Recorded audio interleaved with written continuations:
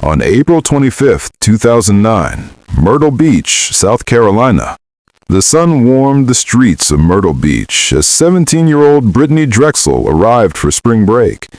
It was a trip she'd taken without her mother's approval, a youthful act of defiance and a desire for freedom. She and her friends had made the 800-mile journey from Rochester, New York to the coast, eager to escape the routines of home. They were staying at the Bar Harbor Hotel, a classic beachside motel just steps from the lapping waves. The air buzzed with the energy of other students on vacation. The day was filled with laughter and the carefree joy of youth, but as evening settled in, Britney made a decision that would forever change the course of her story. At around 8 p.m., she left her friends behind at the Bar Harbor, setting off on a solo walk. Her destination was the Blue Water Resort, where another friend from back home, 20-year-old Peter Rosowitz, was staying. The night was young, and Britney was ready for more adventure, unaware of the sinister turn her simple walk was about to take. Her friends expected her to return soon, but she never would. The gentle sea breeze held a dark secret in its breath. Britney's walk to the Blue Water Resort was a little over a mile. She was in a good mood, a typical teenager enjoying a night out on spring break. At 8:15 p.m., a friend texted her, asking for the return of a pair of black shorts she had borrowed. It was a mundane request, a small detail in a night that was about to unravel into a tragic mystery. The security cameras at the Blue Water Resort captured her arrival at 8:33 p.m. She was a flash of youthful energy, her figure framed by the hotel's entrance. She went inside to meet her friend, a brief 15-minute visit that would be her last documented stop. The world outside the resort continued its rhythmic ebb and flow, oblivious to the quiet drama unfolding within its walls. As the seconds ticked by, an unseen chain of events was set in motion, pulling her further and further from the safety of her friends and family. The casual text messages and video footage that marked her journey were the last clues of her existence before she vanished into the night. At 8:48 p.m., Britney was seen leaving the Blue Water Resort. The camera captured her walking away, her form becoming smaller and smaller until she disappeared from the frame. It was a quiet departure, no different from any other beachgoer. Just a few minutes later, at 8:51 p.m., she began texting her boyfriend, John. He was back in New York, unable to join her on the trip because he had to work. The conversation revealed her frustration. She was not happy about the long walk back to the Bar Harbor Hotel. It was a simple complaint, a common grumble of a tired teen, but in hindsight, it carried the weight of a final lament. The text continued for a short while, a digital breadcrumb trail that was about to end abruptly.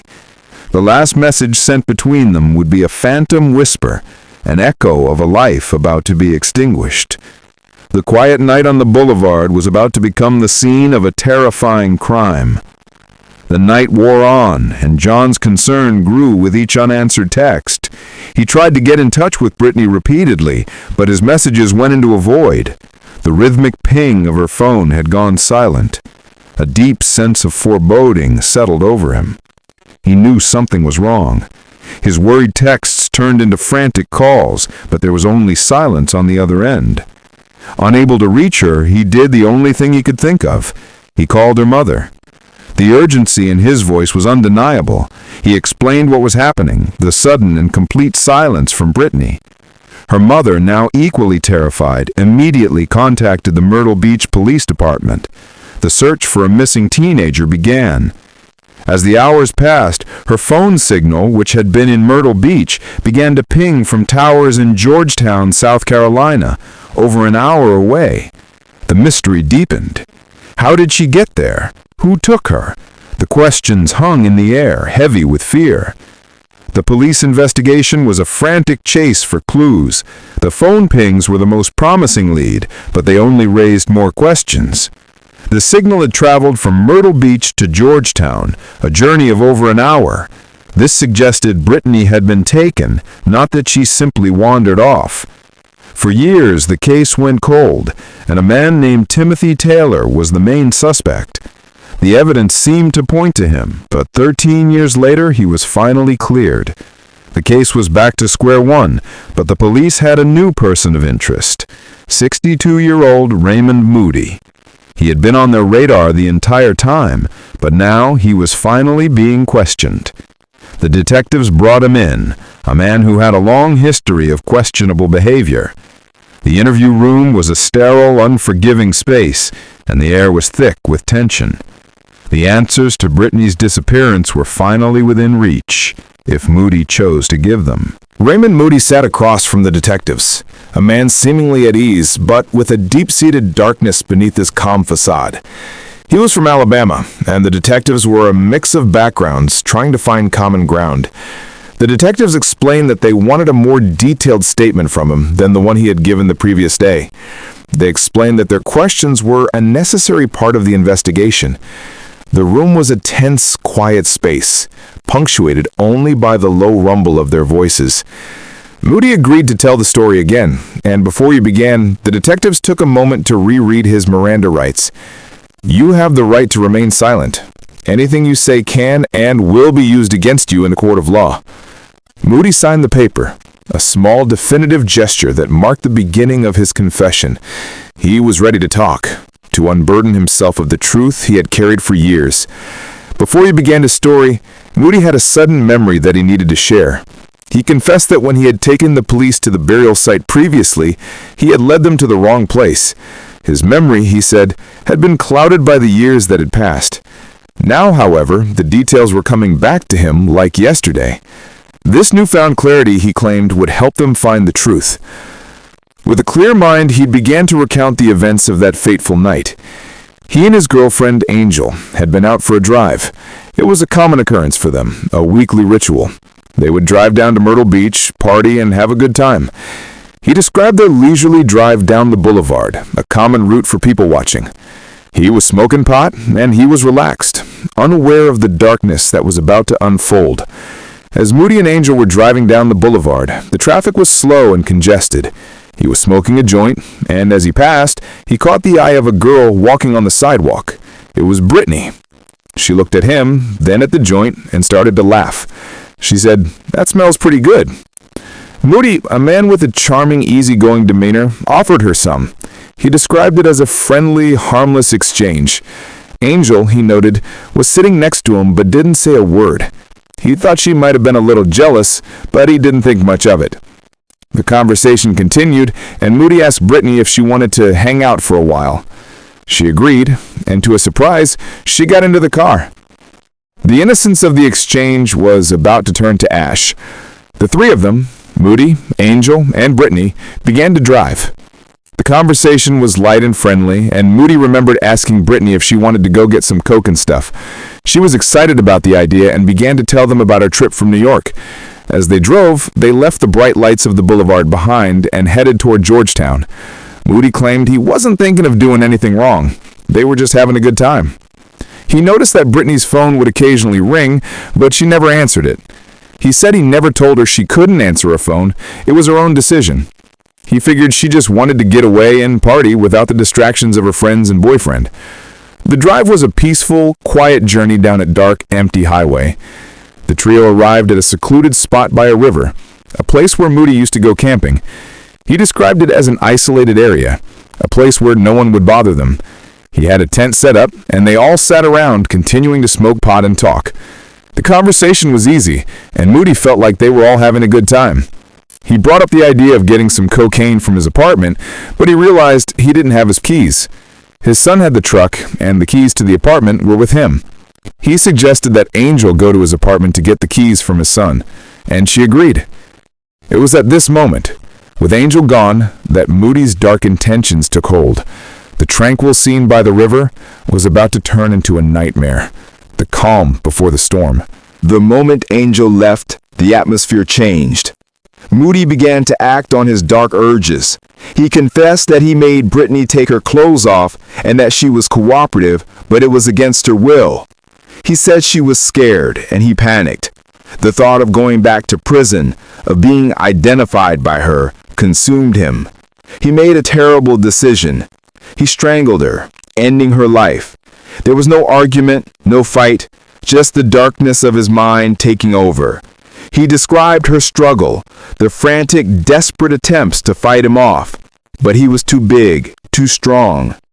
After the crime, he was in a state of shock and panic. He couldn't think clearly. He was terrified of what Angel would say and do when she returned. With Britney's body in the tent, Moody's mind raced. He had to think fast, to come up with a story that would explain everything. He decided to tell Angel that Britney had called her friends and they had picked her up. Angel, a woman who trusted him, didn't question his story.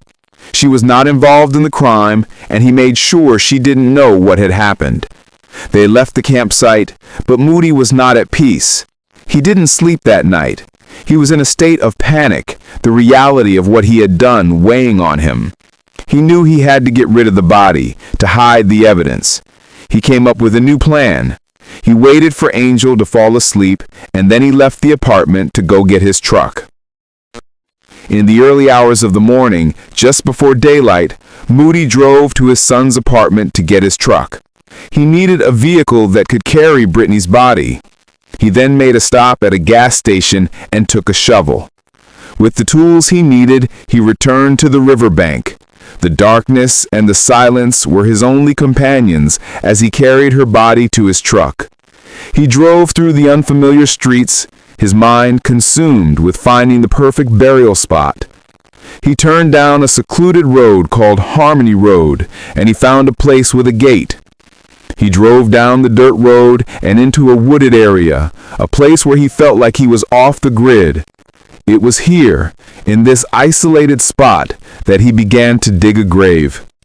The night had been a blur of terror and panic, but the next morning, Moody was back to his normal routine. Angel didn't suspect a thing. He woke her up, and they decided to go for a motorcycle ride. He described getting a speeding ticket, a small detail that marked the return to normalcy, but the truth was still buried in the woods. Moody confessed that he had also disposed of Britney's belongings. He had taken her purse, her wallet, and her phone to a Salvation Army donation box. But before he did, he took all of her identification and burned it. He remembered her purse, a real nice one, and her phone, a small black one. He had no remorse, only a sense of self-preservation. The detectives pressed him for more details. They wanted to know about her clothes, about the struggle. He remembered her wearing a pair of black shorts, a dark silky top, and a pair of black flip-flops. He said she had another pair, red ones, in her hand. He remembered the struggle, her fear, and his panic. He admitted that he had not found any broken bones, and she hadn't caused any injuries to him. He then described the location of the burial site, the secluded area by the river, and the small hill leading to the grave. He said he had carried her body from the tent to the burial spot, a short walk that would forever haunt him.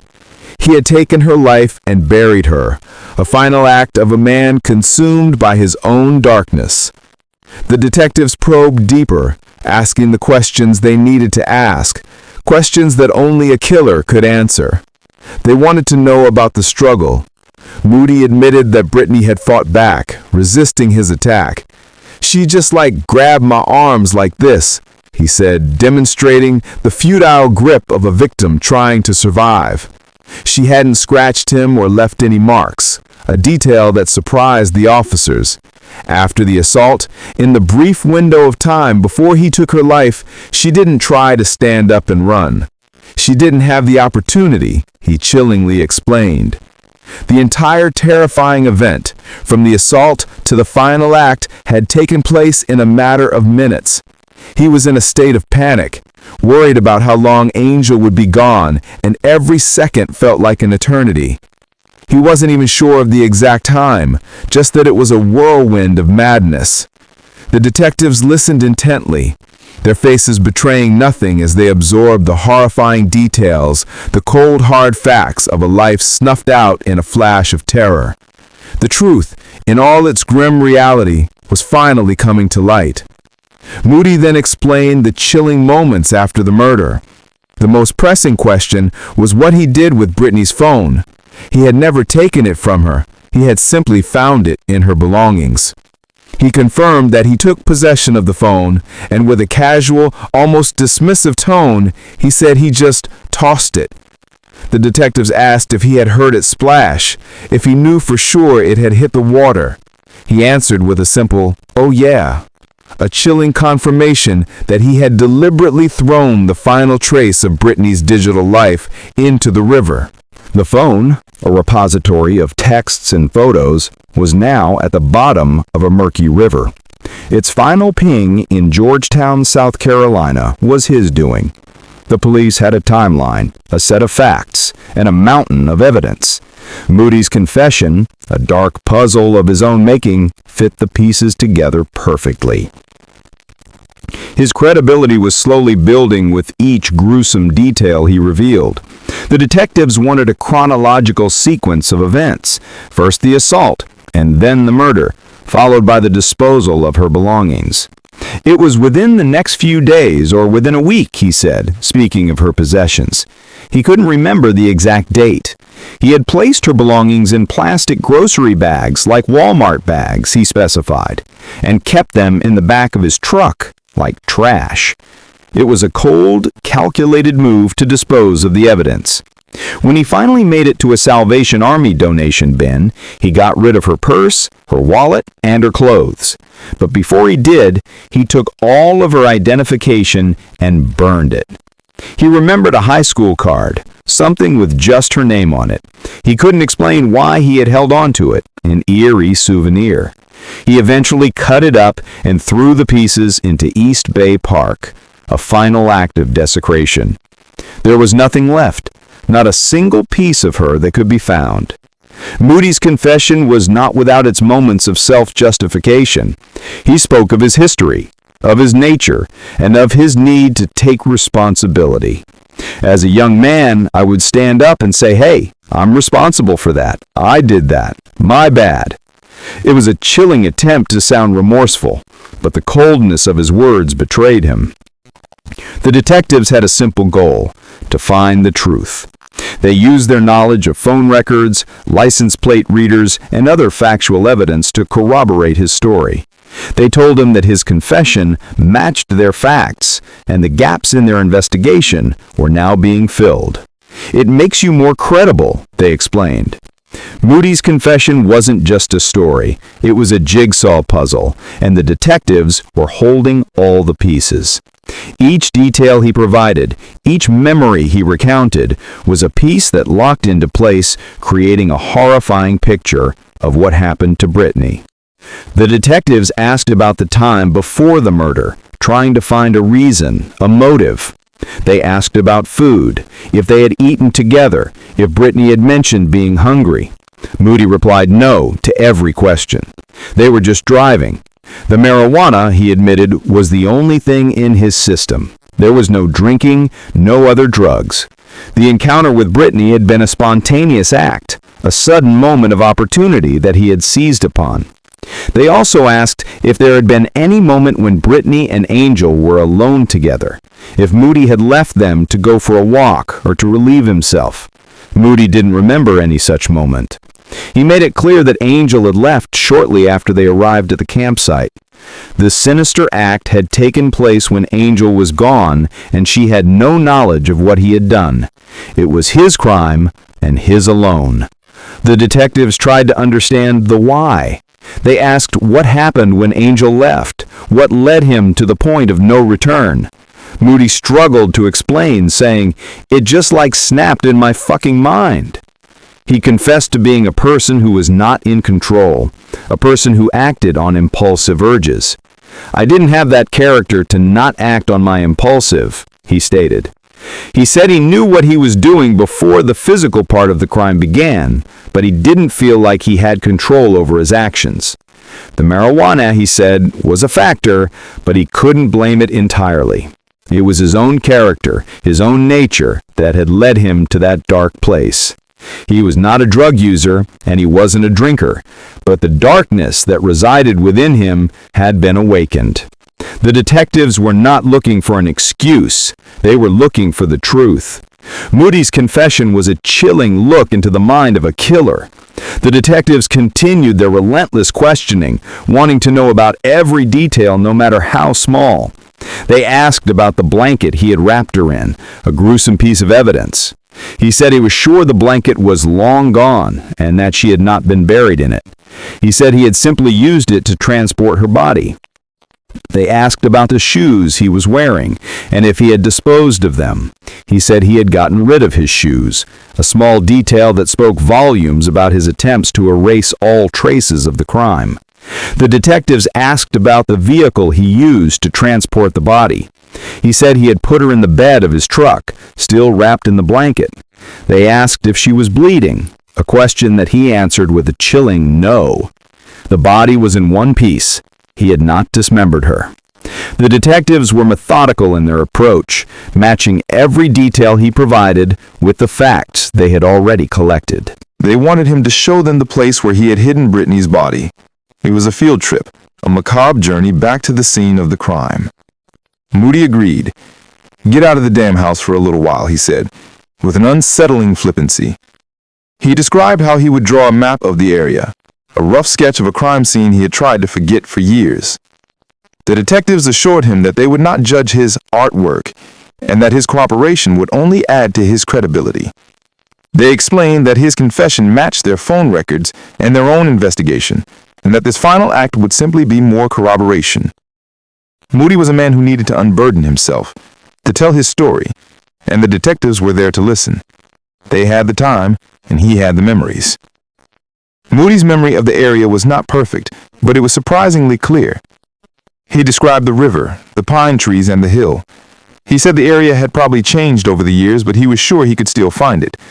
He described a spot where a barbed wire fence used to be, and a clearing where he would camp.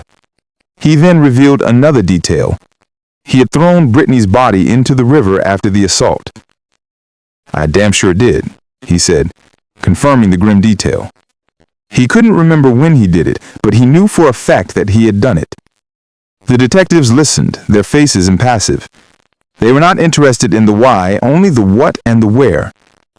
Moody, a man who had tried to forget for years, was finally remembering.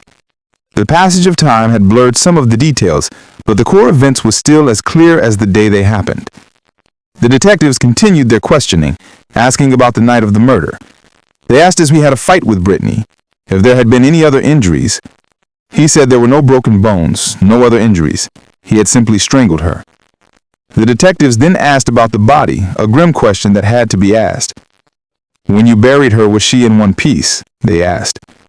Moody answered no, she was a full cat, meaning she was a full body, not dismembered. The detectives then asked if she had caused any injuries to him, a question he answered with a simple no. The lack of marks on him was a testament to his strength and her desperation. He was a big man and she was a young girl. The fight was over before it even began. Moody then described the burial site. He said it was in a pretty big area, not right on the river, but in a secluded, wooded spot. The area was not lit, and he wasn't concerned about anyone finding him.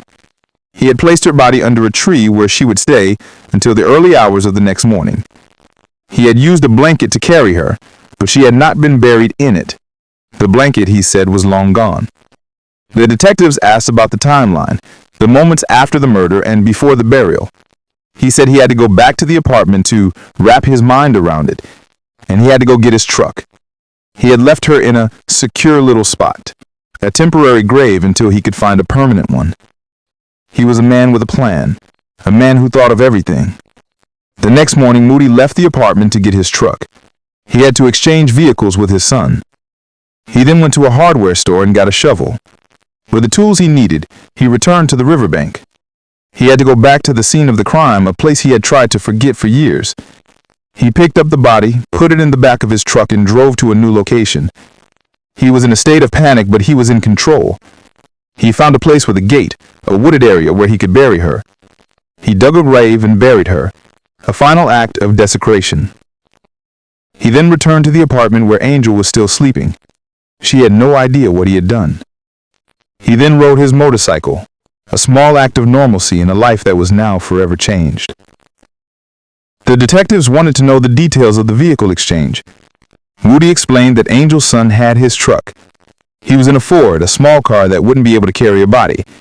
He had to get his truck, a big, powerful vehicle that would be able to carry his gruesome cargo.